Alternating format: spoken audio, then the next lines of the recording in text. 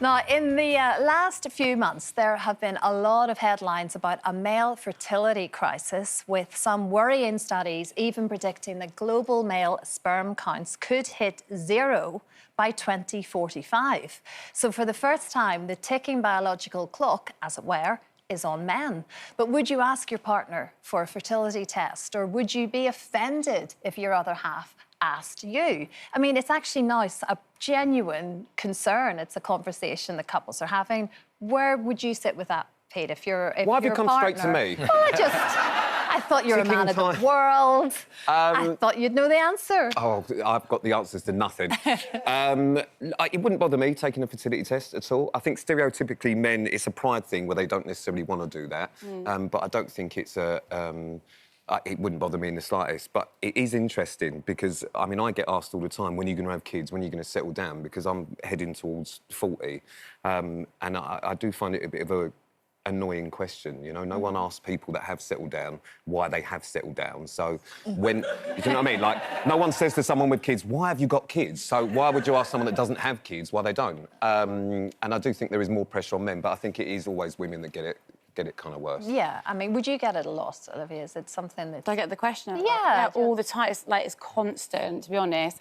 You get it... Well, obviously, now that I've got married, it's like, they just assume that you're going to, within that next 2-year period, and if you don't, they want to know why. And it's like, I don't have an actual, like, answer for you.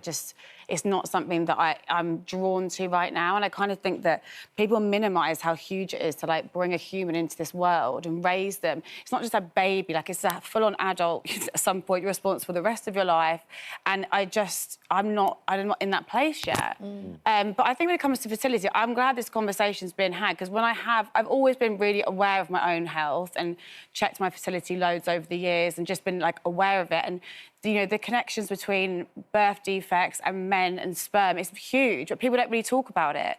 And I think that there's so much pressure put on women that, you know, if the baby's healthy, etc., etc., but there is a part to play by both people. Yeah. Well, it's conversations that I think women have amongst themselves. Yeah. Is it a conversation that men have together? Would that crop up? Do you talk about your sperm health? More than we should, probably. We've discovered mine's radioactive. No, I do think... I mean, you've recently said that you've become broody. Yeah. Because you've spent so much time with your nephew and stuff, haven't you? Yeah, I think it's something that... It's just magical, and I don't think we've been around it much in our lives, really, have we? And then, as soon as my nephew came into my life, especially as he's getting older, he's like... Mate, but he's just like... Leo. He's my little best mate. And I feel like I've really found a place... For an uncle, it's a bit weird because you're not the parent. And in the very early years, they only want their mum. And if it's not the mum, it's the dad. And it's like, where do you fit into their life? And I really feel like I've sort of found my place in my nephew's life. And I never actually realised... This sounds so lame, but I didn't realise you could love something as much as... I read it was like his first bedtime story, like, last night. Well, I tried, and then he actually cried and asked for his mum. But, like... but I tried. In the end, Leo read to Sam. Yeah, I tried to read his first bedtime story, and I was there for the first time when he rode his bike. And I turned around to my brother-in-law, and he just had tears in his eyes.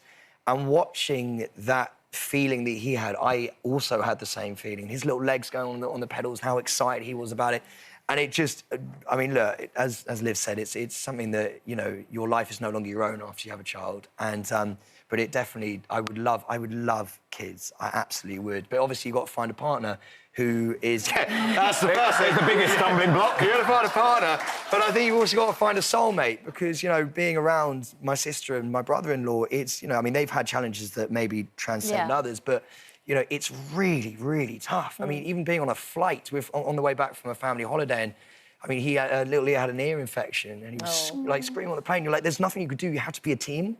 And you have to be soulmates. So you'll know this more than anyone. Like, you have to be the best of teams. And until you find that, until I find that, I don't think I can. Fair enough.